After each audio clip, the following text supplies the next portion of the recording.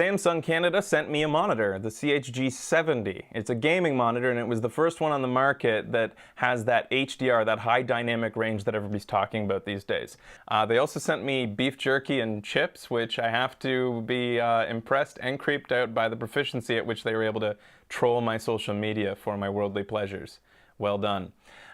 This is the 27-inch model. It's also curved. It's curvy. Let me show you the whole thing. So out of the box, it was pretty easy to put together. Just required a Phillips head to fasten 4 screws. It's got this nice little ability to do this.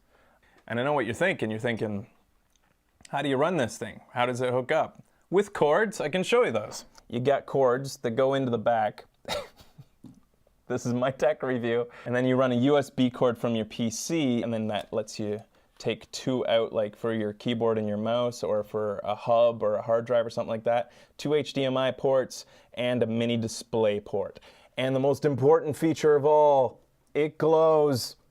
I need my thingies to glow, because if they're not glowing, I don't know that they're working. My cable management is horrible. You can actually tidy these up a little bit if you put them into this little thing like that. And then it does come with a back panel, although that will make your cords a little bit less accessible, the ports. I just almost slipped my tripod on one of my favorite features. It comes with a color calibration report right out of the box. Like, I mean, as it leaves the factory, they do a color calibration, and somebody, you know, like a color expert, presumably, they probably don't just get anybody to do this, but it gives me the confidence that this, what I'm looking at, is probably the way that it's supposed to look.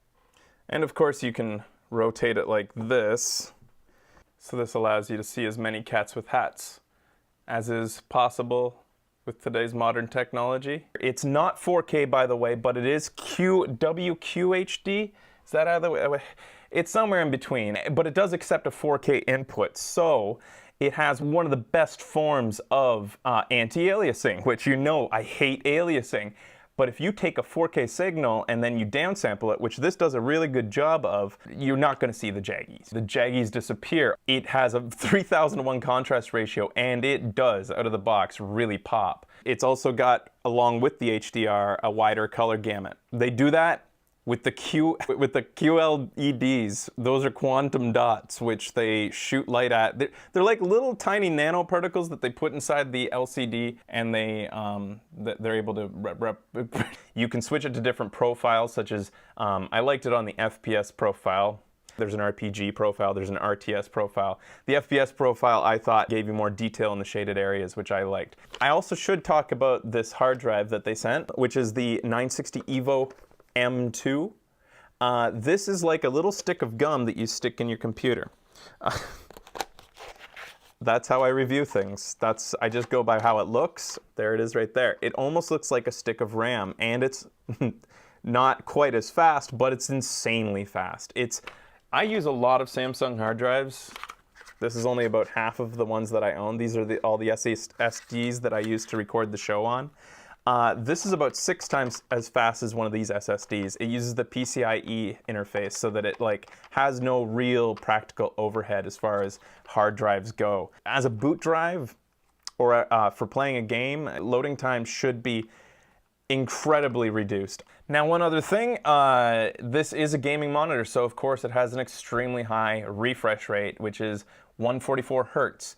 I don't think I took full advantage of that playing on the 60 frames per second of the console, but it has the other feature that gamers demand, which is a lack of ghosting. When a white object appears on a black background, as that moves across the screen, it's not going to smudge or blur or leave behind a trail, because it has like a 1 millisecond response time. On the back, it has a little nub that allows you to go through the menus, and it gives you a little readout here that tells you about response time, the refresh rate, and the FreeSync, which is another feature that it has if you have an AMD card on your PC that screen tearing. It's going to get rid of screen tearing. I don't have an AMD card to play on. So in conclusion, the CHG70, good thing or bad thing?